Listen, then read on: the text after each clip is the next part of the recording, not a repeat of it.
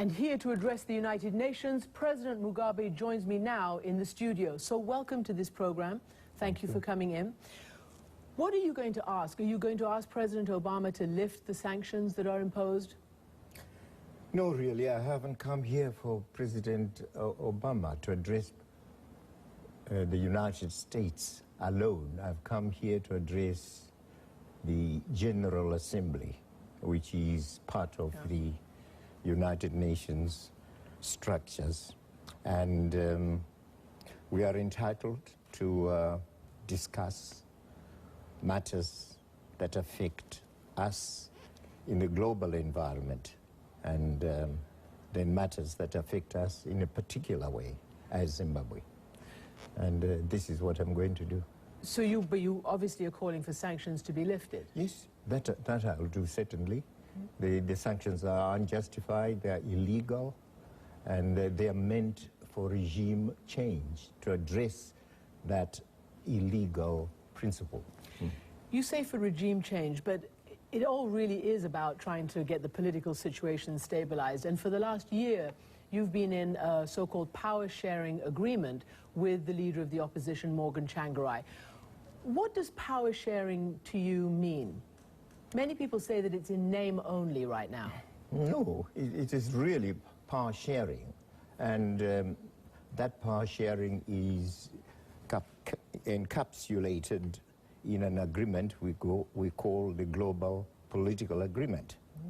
And this was arrived at through the facilitation that we got from South Africa, and specifically through the facilitation by former President Thabo Mbeki. The problem, though, is, Mr. President, that many people are saying that you're still, and your party, is trying to sort of reduce the MDC majority or their officials in Parliament. There are MPs who are being arrested. They're being charged with alleged crimes to prevent them from being able to take office. Why is this still happening?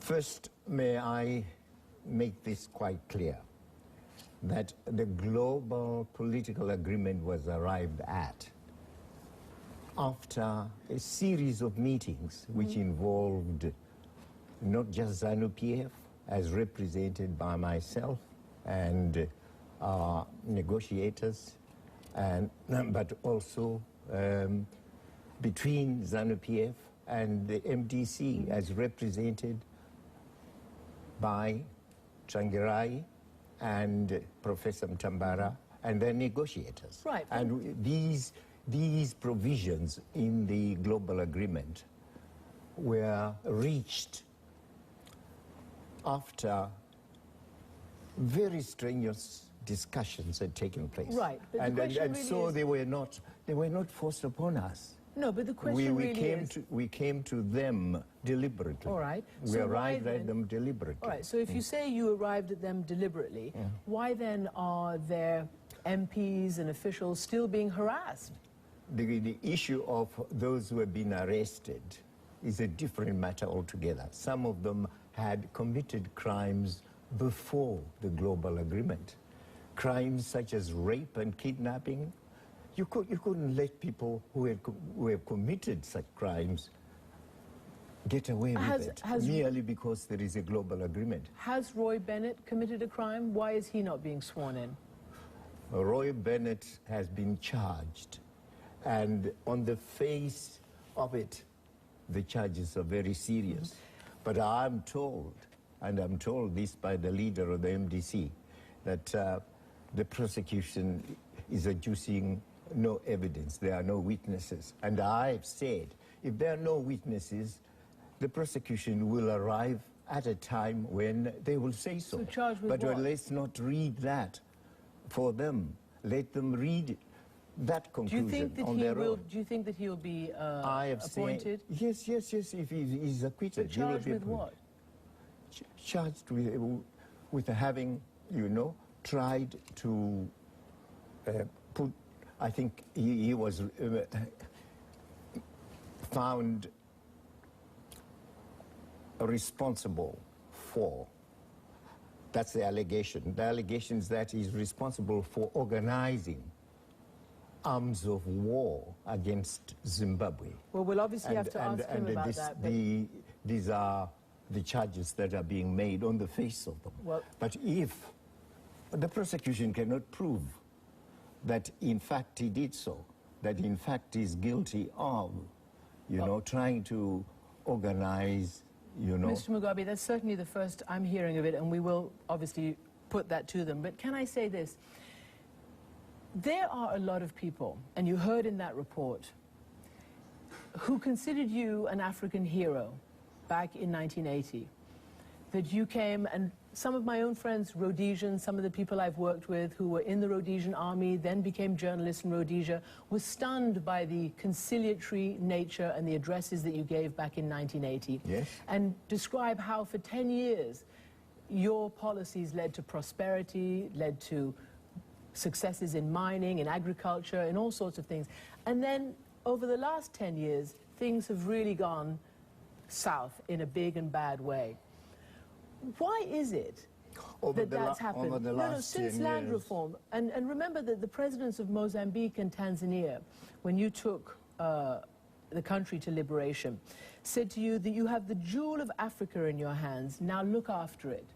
Yes, we are looking. Did you look after it? Yes, in a very great way. Over the last 10 years, we have had Zidera, the sanctions imposed on us by the United States, plus sanctions imposed upon us by the European Union over the last 10 years. Right, but they were specifically targeted sanctions against individuals, not against the trade or development. No. The United States sanctions on us are real sanctions, economic sanctions. Have you looked at them?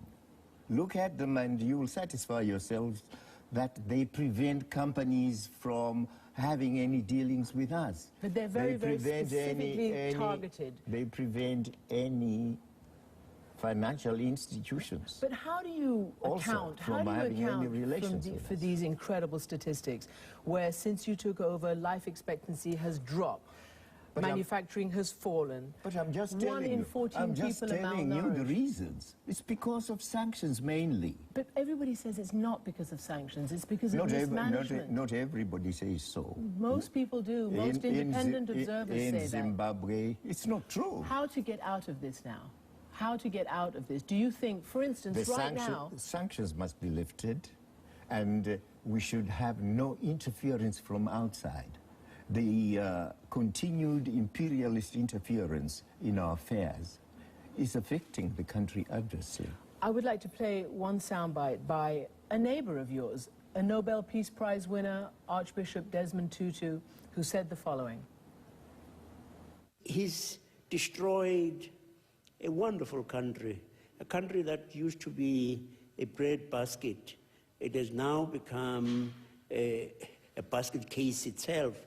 But I think now, that the world must say, look, you have been responsible with your cohorts, you have been responsible for gross violations, and you are going to face indictment in The Hague unless you step down.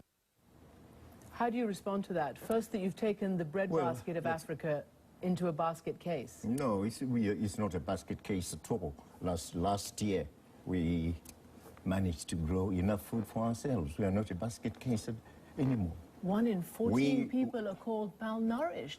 Your country is practically dependent on humanitarian aid. You're not talking of the present. I know things have got slightly better in the last year. They have got much better in terms of food. People have grown enough food for themselves. We have had years, continuous, successive years of drought. Don't forget that. I've seen the drought figures. I've got all the statistics here. As well. Yeah. And combine the effects of drought with the effects of sanctions, and what do you get? Well, and the effect of what many people are saying is the land reform that really created this huge discrepancy in your ability to farm. We're going to go to a break, and we'll talk about that when we come back, all right? No, yes, but the land reform is the best thing that could ever The best thing? Yes, that could ever have happened to an African country. We will talk about it in a second. It has to do with national sovereignty. Okay, let's talk about it in a second.